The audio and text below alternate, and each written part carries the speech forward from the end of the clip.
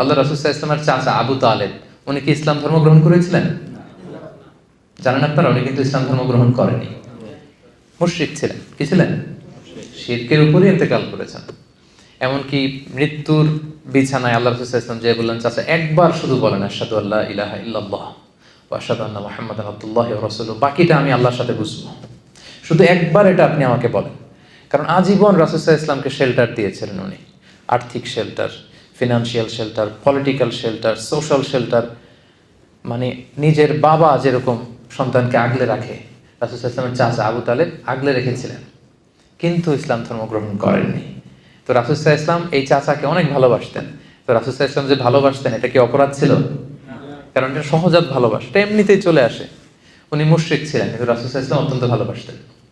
রাসূল সাল্লাল্লাহু আলাইহি ওয়াসাল্লামের প্রথম বিয়েটা আম্মা জান খাদিজাতুল কুবরা রাদিয়াল্লাহু তাআলা আনহার সাথে উনি নিজে পড়িয়েছেন, উনি নিজে খুতবা দিয়েছেন। বিয়ের মোহরানাটা নিজ পকেট থেকে আদায় করে দিয়েছেন। সুবহানাল্লাহি ওয়া বিহামদিহি।